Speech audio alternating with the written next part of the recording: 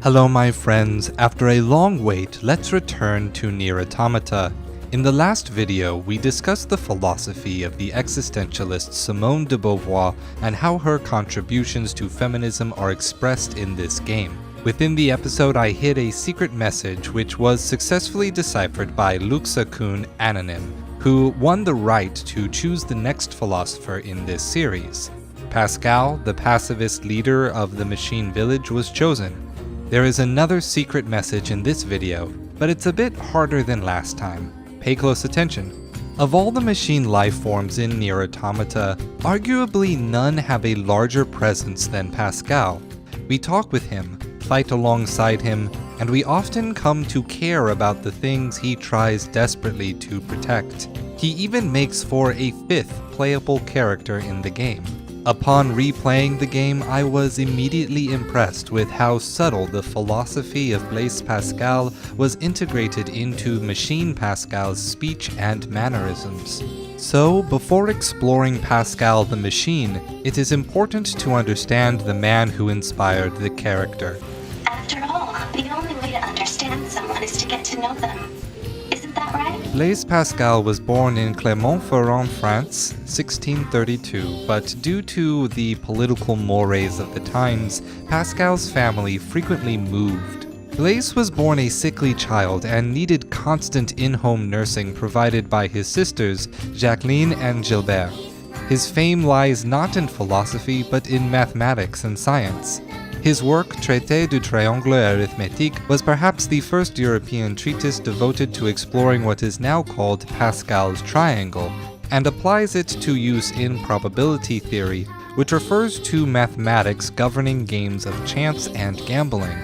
The triangle graph was not invented by Blaise, however, but rather precedes him by 18 centuries. The Indian mathematician Pingala created the formula that is used to build the graph. It was further explored rather thoroughly throughout India and China through the 13th century with the work of mathematician Yang Hui during the Song dynasty.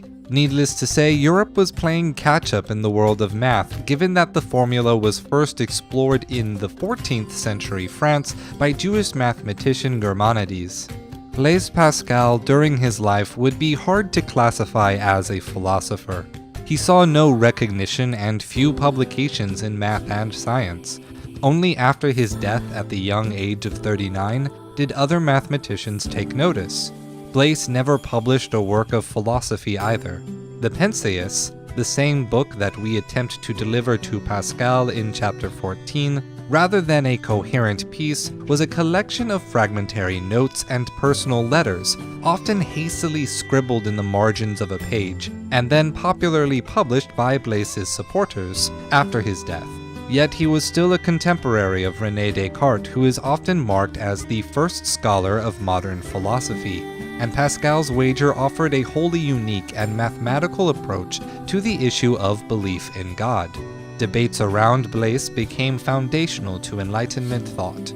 Yet during his life, science and philosophy had failed him, but he found support in the Catholic Church. As his sisters became unable to support his health needs, he came under the care of a nun convent that was influenced by the Jansenist sect of Catholicism. Blaise became disillusioned with rationalism and empiricism. He adopted the tenets of Jansenism and thus saw the scholarly pursuits as a kind of lust, a fetish for the baser material world. Since real value, the true, could only be realized through revelation from God, through God's grace. This sect was diametrically opposed to the Jesuit order of Catholicism, whom Blaise frequently disparaged. The Jesuit order's central tenet is that to truly praise and understand God, one must learn about God's creation and spread education amongst the people. Fun fact about myself, I was educated at a Jesuit university, as was most of my family. That tenet is part of why I do this channel. Pascal, the machine life form, experienced his own disenchantment with the values of his society, seeing the endless pursuit of war for a creator that never spoke orders as completely meaningless.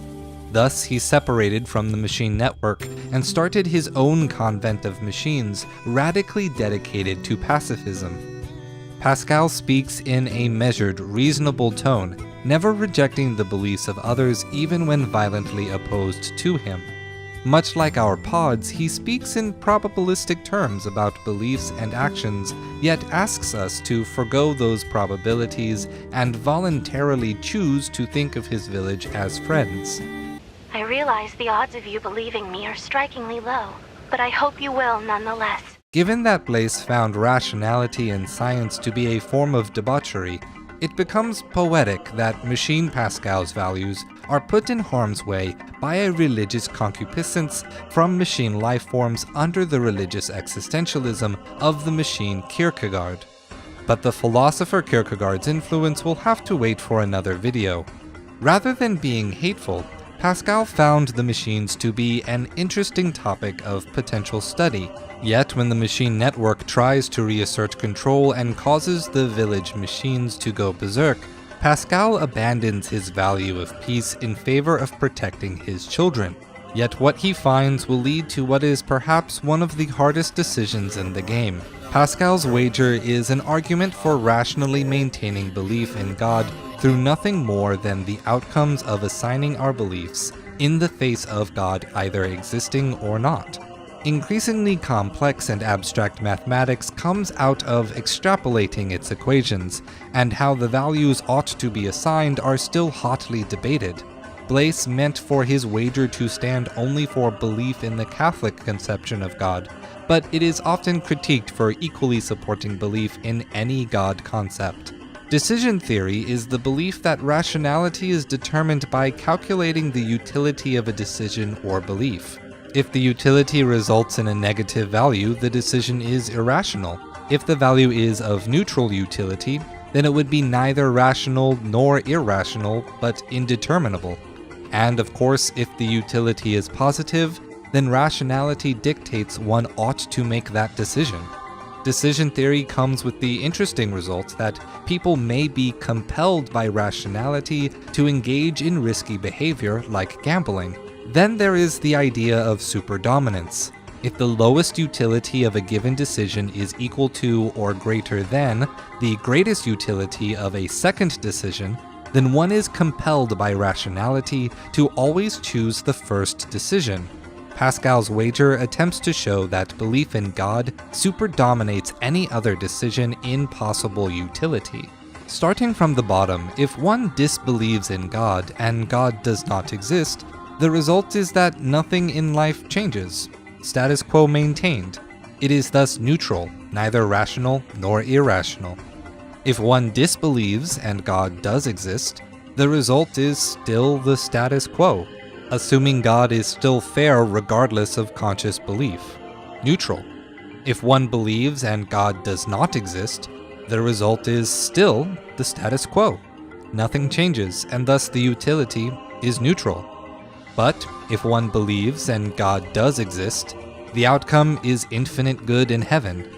Since in this model, belief in God has the only net positive utility, further it has more potential utility than any possible alternative, decision theory's principle of superdominance dictates that, to be rational, one must apportion their belief to God. I've included a link to a more extensive discussion on the wager itself in the description. What does it mean to wager for God? Pascal's Wager is written along lines of decision theory, which assumes that we may voluntarily choose beliefs and that we ought to do so when rationality, determined by utility, dictates it so.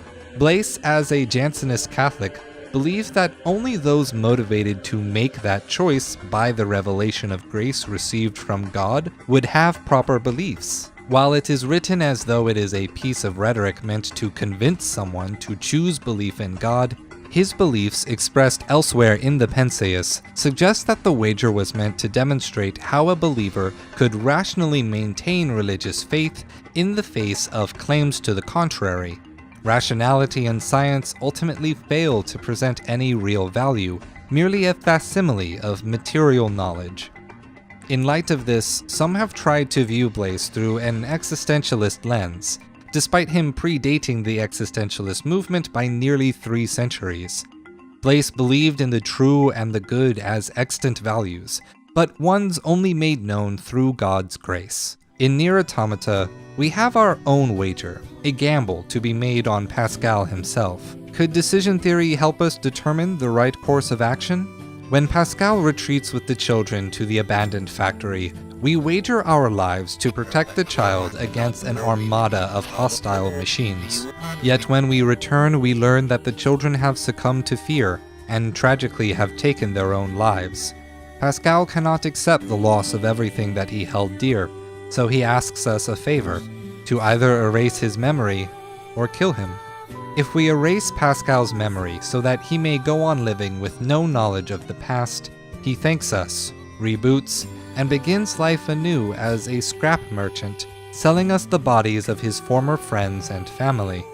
In decision theory, we may see this outcome as a loss of value. Everything that Pascal knew about the history of this world and the hope for peace are lost. According to decision theory, the utility is negative, and thus this is an irrational choice. If we kill Pascal, once again he thanks us with his last words. We obtain Pascal's core, which contains all of Pascal's consciousness and memory, still extant but trapped within a broken box that will never regenerate. By decision theory, this outcome is of neutral utility. The data exists, but is unusable for further progress. Killing Pascal is neither rational nor irrational. His death is merely permissible. There is yet a third option. We can refuse Pascal's request by simply walking away. As we do, Pascal pleads with us and laments our cruelty. There is no thanks for this decision. If we return to Pascal's village, we find that he has left, but he has also left behind a book on the nature of life and death.